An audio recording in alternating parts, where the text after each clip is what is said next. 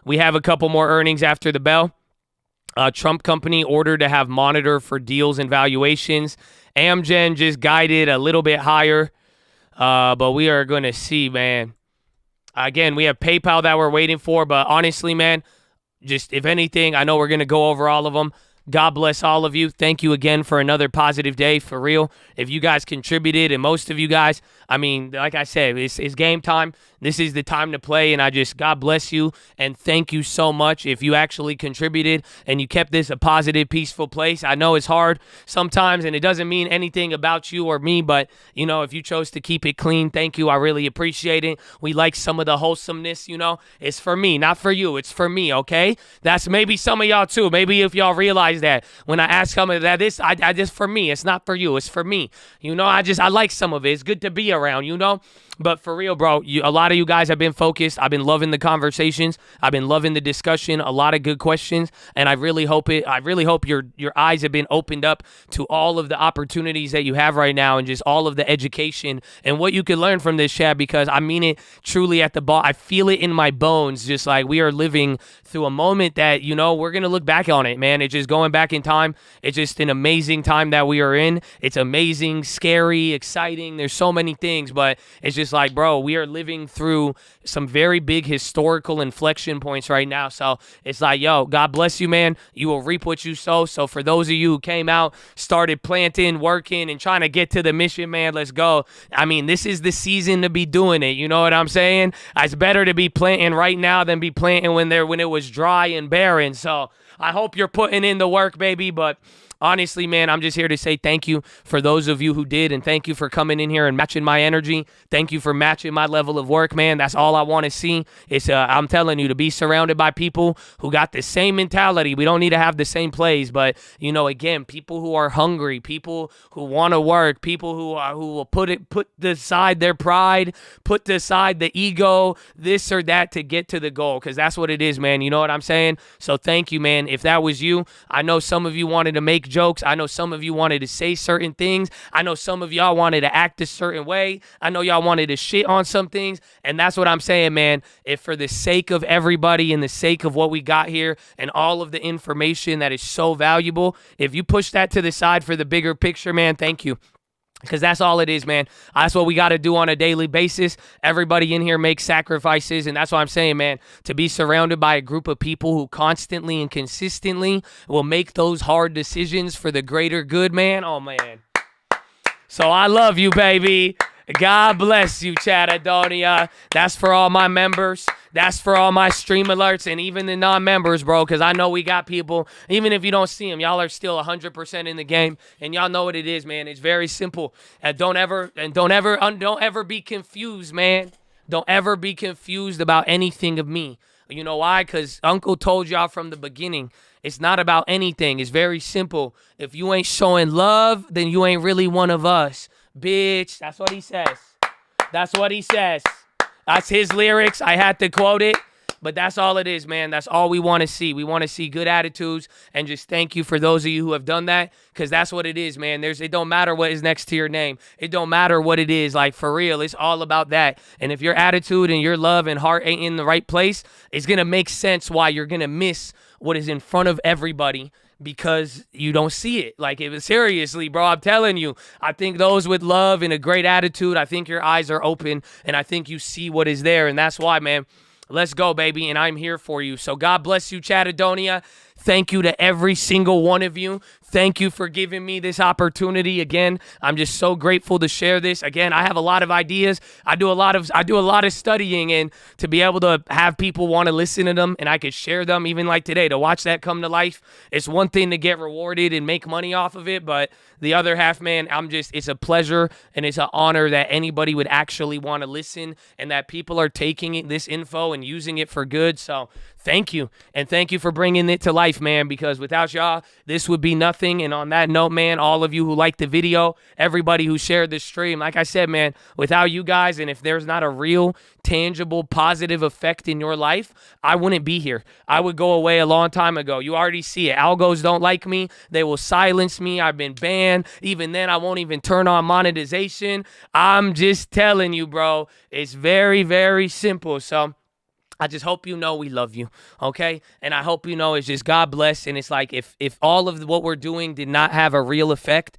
and it wasn't really positive, I wouldn't be here, man. So I just hope you know if any of this had goodness on you, if any of this helped expose you to stuff and gave you some good info, just tell a friend, because without it, I mean, you know, I'm going to be right here, man. You know I'm going to still be here, so God willing, but you know what it is, man. So God bless all of you. Thank you guys again. And where's PayPal? We don't have PayPal earnings. Dude, I said all of that, and I'm waiting for the earnings. This Starbucks beat? I forgot. There's a raise. It's Square. After hours ain't moving, though. Yes, there's Square. Square's up 11. Why did I think we're getting PayPal? Is it Square and not PayPal? I have Square's number. Oh, Coinbase, revenue missed by 100 million almost. Coinbase just got shit on. I don't know about their guidance. Block, revenue beat barely. Yeah, Bitcoin revenue beat or missed on for Square. The revenue, net revenue ended up beating adjusted EBITDA. Oh my gosh, Square killed it on adjusted EBITDA. That's why they're going up like that. That's the move on there. I don't know where their guidance is at, but they doubled up adjusted EBITDA and they doubled up adjusted EPS. So that means they cut people. They did good, honestly. Square's not bad. There's a couple of soft metrics, but I think that in this marketplace, that's actually pretty solid. Coinbase, let me get you that one. I need to get you Starbucks too. Coinbase ain't loading. Let me throw up Starbucks.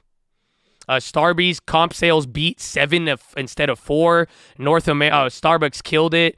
International did better than expected. China did better. Oh yeah, where is Starbucks? Starbucks should be running right now. Yeah, Starbucks killed it. Net revenue 8 point. The net revenue is soft, but the comparable sales numbers look the best. I don't have margin, but again, their comp sales beat a lot. Even adjusted EPS ended up beating. Again, revenue was a small miss or small beat, but the comparable sales were the ones that were fire. I hit like because I don't think any more tin is coming. That's it. Twilio, I saw that on the low ticker. Where's Coinbase?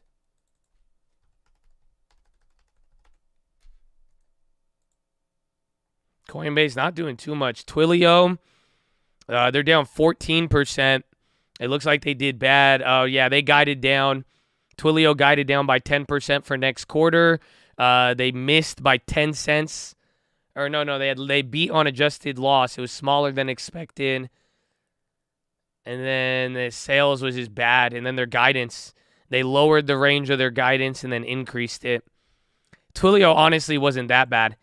It's just I think it kind of reminds me of Airbnb, where they moved their guidance metrics and then some of the other stuff was a little softer, but it's a little worse than Airbnb. But I think that their guidance is confusing. DoorDash just guided up, bullish on DoorDash. High guide up, they're still holding.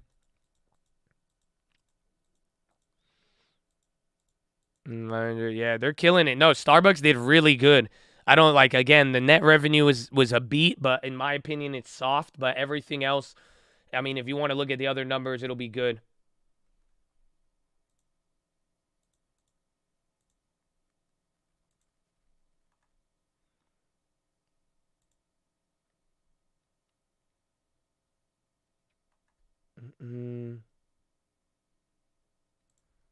Uber sympathy. Yeah, Uber will run off of it.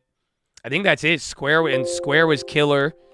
I don't know if I have Square guidance, but again, DoorDash was Starbucks is flipping though. Never mind. FCX on the high. UWMC in the morning. What are they going to do? They'll be like, yo, we did really good since we had all of the available abilities to do very good, but then we took that excess capital and then Matt tried to buy a basketball and a football team. Fuck you. I'm sorry. Forgive me. I still hold it. They pay me dividends. I don't know why I'm talking shit. I don't know. Is that what happens to some of y'all? Is that what I feel you? I'm sorry. UWMC. That's it. I just want Matt to bless me with a gain for once, you know. You know what I'm saying? EDFC's 2022 French nuclear output below guidance.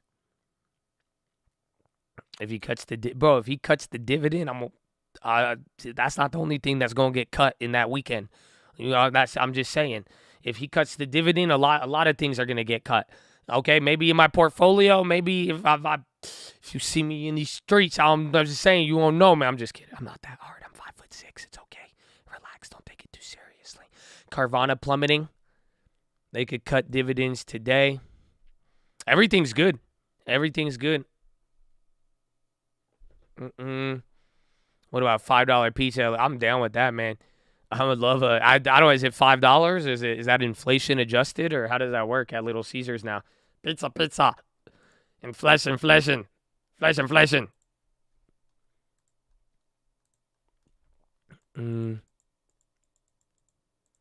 Speak on Jeff Bezos. I didn't hear the Jay-Z one, but we heard Bezos.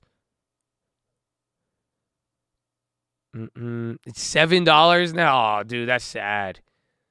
Bro, it's sad, man. Nah, man. Like, I don't know. Like, dude, this shit is sad, bro. Like, y'all don't feel me. Nah, I don't. I'm just saying, man. We were broke, and my mom used to feed us that shit. I've already told you how many ghetto-ass things my mom would feed us because we had so many damn kids, and that's just the nature of it, bro. You mean to tell me that pizza is 50% higher now?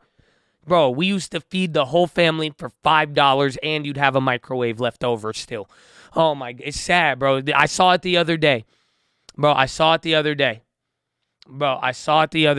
Have you ever been? Bro, I'm honestly, I'm about to, dude, I'm telling you, this breaks my heart. I know, it's sad. Have any of y'all been to the Sweet Factory lately? Does anybody know what the Sweet Factory is? Do you know what the Sweet Factory is? Have you ever been there? Come on. Have you ever been to the Sweet Factory? You know, the place where you like at the mall? Oh, come on. And it's just all sugar and candy. It's at the mall, and then like you would go in, and then you get the little bag, and then you're like able to like scoop up. It's like a mall. It's a mall candy place. And then like you're able to like just take like little bits of candy, and then you put it in a bag, and then you weigh it up, and then you buy it. It's like you put candy in a bag, you scoop up the candy, put it in a bag, and then weigh it, and then you pay by the weight, right? Yeah, that shit fire, bro. Yeah, are you ready? It's going to make you this is the saddest thing ever. I'm telling you, it's the saddest thing ever. You can no longer be broke and go to Sweet Factory. It's facts. They changed it all. Now you have to buy it in a little package. So every little candy thing is already pre-wrapped in a pre-weighted quarter-pound thing. So now you can't just get like 2 pieces of candy. That's what we used to do. So now you have to buy a minimum quarter pound. It's all wrapped up. Oh, yeah, bro. I was so sad. I was like, no. Because, bro, we used to go in with 5 kids, and they would be like, all right, you get like 2 pieces each. And we would all get like 1 or 2. Like I would get a Coca-Cola. I would literally get 1 Coca-Cola bottle and a whale. And then I would get that in there, and then that's it. Oh, net. Good thing we sold out of ACAM. Hell yeah. If that's getting clapped. PayPal's going down now too. Hold on. PayPal missed on total payment volume. PayPal was kind of running there. PayPal 336 million. Estimate was 343. It's a small miss, but watch if that carries over in a Square. Again, more Twilio numbers now too.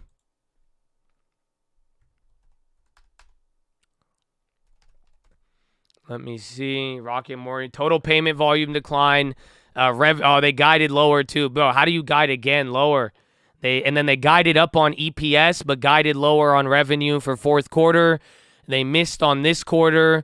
Even payment volume was 8.5. They saw 12 above spot rate. And then excluding eBay revenue, they only did 8%. And then that's fourth quarter. And then this quarter, 13%. They guided, it's a small guide. No, they guided higher on EPS, but then revenue. So if you guys want to know what that means, PayPal sees forward active customer accounts added 8 to 10 million. They initially estimated 10 million. So now they're saying less growth to the platform and even Venmo. They're working with Apple to enhance PayPal and Venmo.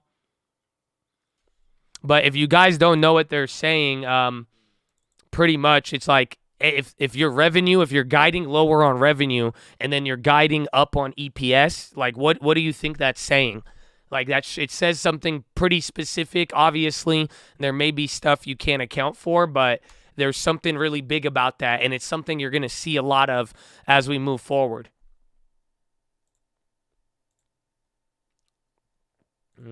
Exactly. Cost cutting. It's not growth. You see what I'm saying? So now they're saying, hey, we're going to make the same amount of money or less, but somehow we're going to walk away with more earnings per share. How do you do that? That means they're making the same amount of money or less, but now by lowering costs, firing people, all of that. PayPal sees full year revenue 27.5. They saw 27.8. Slight guide down, but they did a double guide down on the number that they reaffirmed last quarter. So PayPal shitstorm. It's low-key taking everything with it now. Square's still holding up, but PayPal, again, that one's going to be bad. And out of all the financial ones, that's probably one of the worst. Again, FIS was pretty bad today, but yeah, that's it.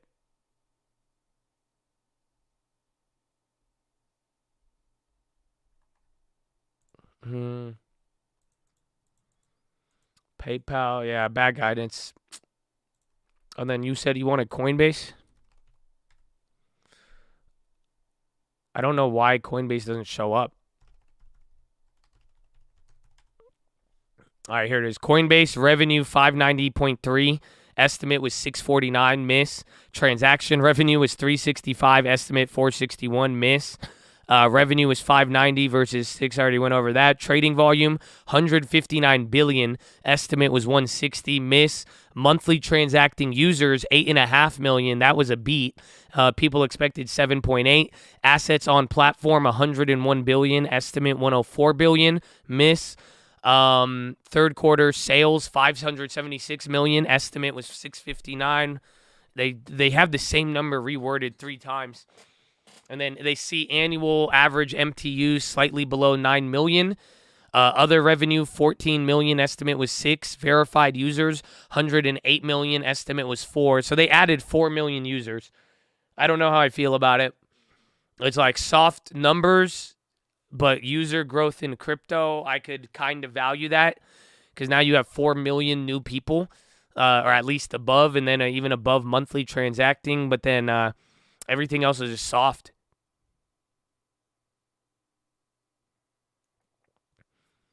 I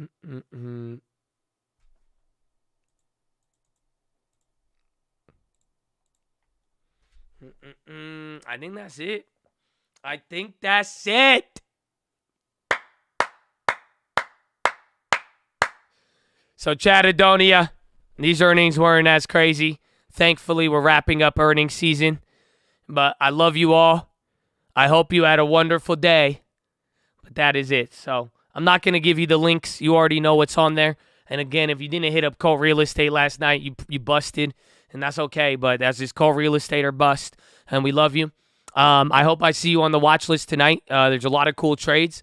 And I'm very excited about tomorrow. We will be here early in the morning. So hopefully I see you here. Hopefully you're a motivated individual who wakes up bright and early and is ready to get some info. You know what I'm saying? Do I got any bright and early motivated individuals in here?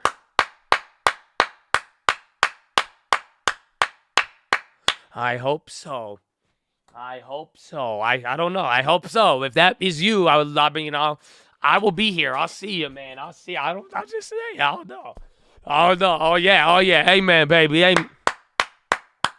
So let's get it, baby. But for real, man, God bless all of you guys. Thank you for the opportunity, especially the ones holding it down. I love it. We got a great starting team, man, and that's it. That's all I'm saying. I want the team deeper. I want it bigger, but all that matters is as long as that's starting, bro, I'm just saying, let's go, baby. We got to keep grinding. That's it. 60 more days. We're going to make it till the end of the year.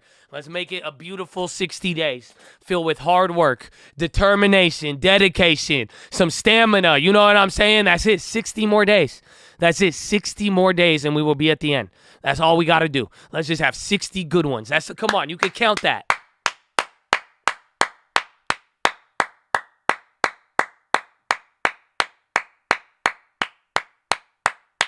Amen. I hope they feel me, bro. I hope they feel me, Chattadonia. I hope they feel me. So, Chattadonia, I will see you in the morning. Check out the watch list. Check out whatever you want. And fill out the prayer request wall. I hope you know we pray for all of you every day. And again, if you ever want to do anything for me, since it's all free 99, we don't need anything. We don't require anything, and you'll still get it. But all we would like is a prayer, man. It goes a long way. I'm telling you, a prayer from one earnest person. An earnest prayer goes a very long way. And at the end of the day, man, we are praying for all of you, me, my mom, and I know we got thousands of other prayer warriors out there as well, too. So I hope you know, Chad, we're keeping you in our thoughts and prayers. We are rooting for all of you. And again, every single day, man, like, let's go, bro. We are rooting for you, so let's get it, baby. But check all of that out. It's all in the description if you want it. But either way, I'll see you guys tonight, and then I'll see you in the morning. And then I think that's it. So go read the books, Richest Man in Babylon, Proverbs, New Living Translation, and The Strangest Secret in the World.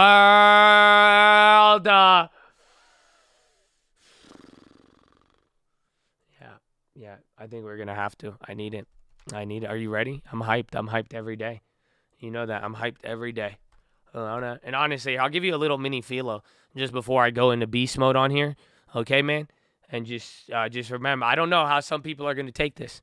I don't know. I don't know if it's, both people who feel guilty and both people who feel condemned already and people who already are just like self-righteous. They are the ones that are going to take this the wrong way. Okay? But if you want to improve as a person and you always want to do good and you want to get better, I just hope you know that your beliefs mean nothing if they do not bring about a change in behavior. That's it.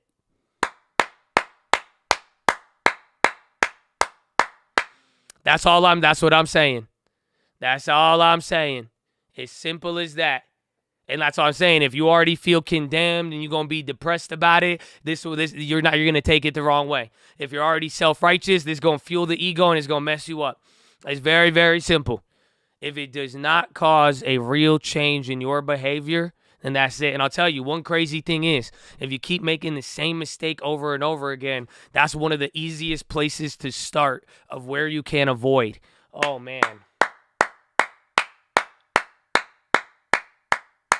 Because, imagine if I told you, you were driving on the road, right?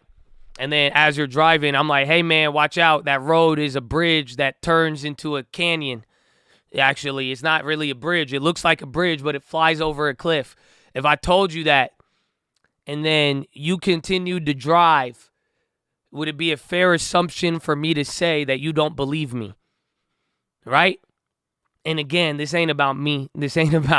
I'm just saying, your faith, what you really believe. If you believe something, it will change your behavior. Your action will match up with it. So let's go, Chattadonia. That's a little one.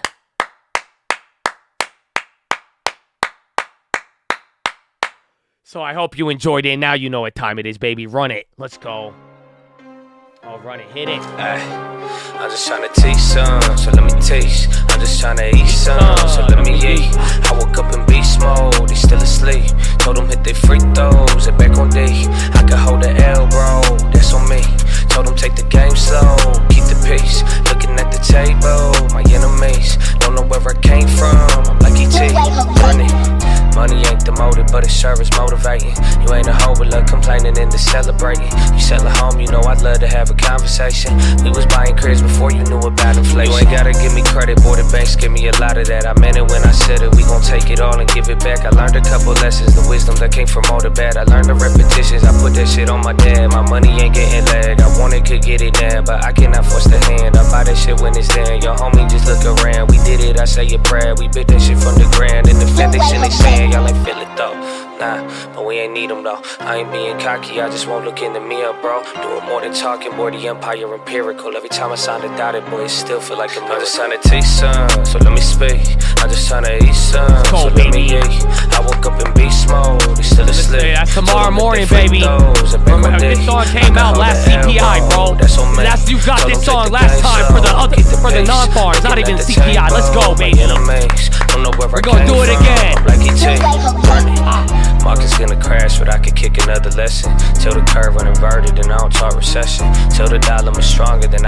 stressing. But the fact it won't crash it until the Fed admitted 15 on 50. Boy, the kid already seen this shit. Only way to get tricked off bullshit is to believe in it. 2022 like 92, you should go read this shit. Japan and how they move might really make you think they lead this shit. Inflation, hot money, boy, it sound like today. I'm not playing, it ain't funny, even the fix was raise race. Both the problem and solution started with a central bank. Call it what you want, but that one cost a decade. I woke up in beast mode. Let's go, baby. Let's go, baby. Oh, man, I love it. See, bro, we've got to live through history, man. Now you even, bro, I'm telling you, beast mode was literally 24 days ago. That was the last non-farm payrolls. I'm telling you, it was right, or it was in between those. You remember? Bro, we had to wait. Oh, come on, Chatadonia. So it's good, bro. It's good. We out here, man. It's going to be a good one. It's going to be a good one, man. So let's go. It will be on Spotify soon. You'll see the album. It's honestly the best album art ever. You'll see. You'll see why. And you'll see why. And it's important to me.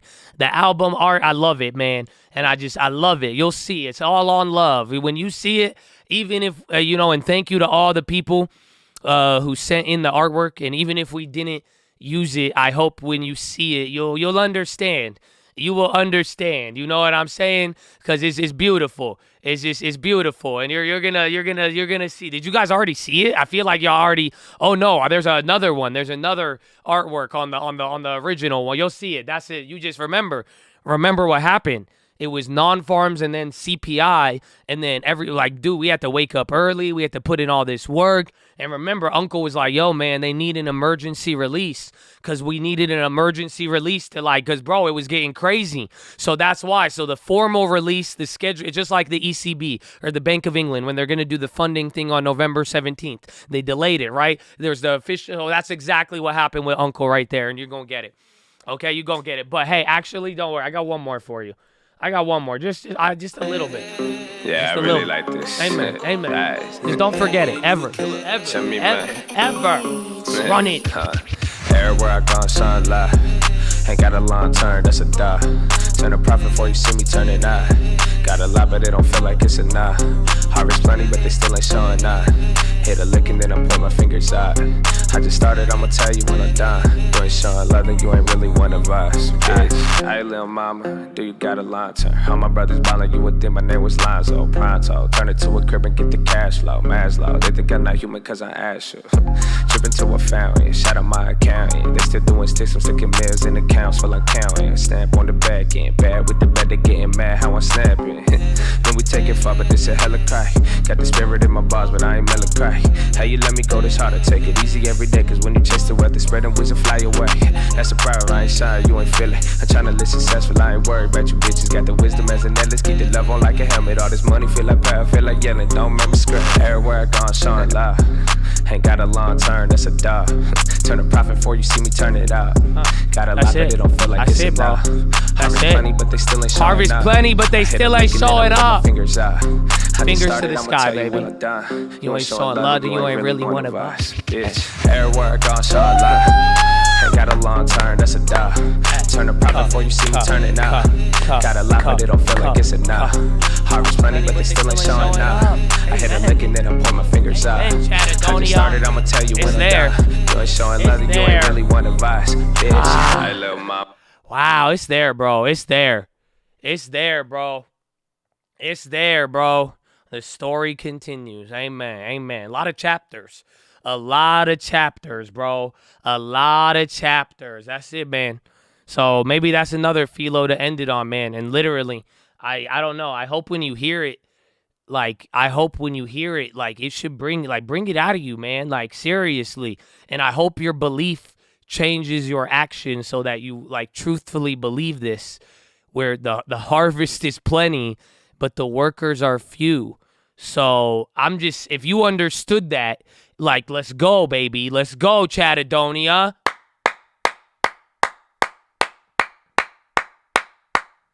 So I'm going to leave you with that one, okay? But I love you, Chad. God bless all of you. Thank you again for everything. And thank you for the prayers as well. And I will see you tonight. And I will see you in the morning. Peace. What do you mean morning? It's already the morning, late, doesn't matter. How about trutham.com? You could sign up Truth Alarm Clock. I'll wake you up with the truth. I'll say, wow, it's a humongous morning. Welcome. Good morning. One day they'll let me on Twitter. Where's Elon? I don't even like Elon, but he better let me on Twitter. That's why I called him a schmuck. I don't know what's happening either way. Who's Biden? I don't do Biden. I'm Donald. That's all I do. I know Donald. I know a lot. I know everything. I'm Donald. Give me a donation right now. Thank you. Okay, good. What? Hey, come on. What's going on? What did I miss? Hold on. What happened? The market, the dollar's still strong. I don't want to hear about inflation. Come on. What's this hateful rhetoric y'all spewing? Fuck out of here. Huh? Come on. There he is. I'm just saying, I'm ready. And we're going to do a great one here. It's going to be a good, we're going to get her done. And we're going to hit him in the high note. And we're going to hit him on the high note. And we're going to booyah. And we're going to make it out of the roundabout until we hit that on the back end. And we're going to smile for the picture on the Polaroid. Yeah. No idea what the fuck I just said. Okay, I got to go. I love it. And you know exactly what you said. What do you mean? He knows exactly what he's saying. I met him before. This guy. Come on, please. I need more donations. Come on, please, right now. That's what I do. We're all politicians, but ask you for donations after we text you. Goodbye.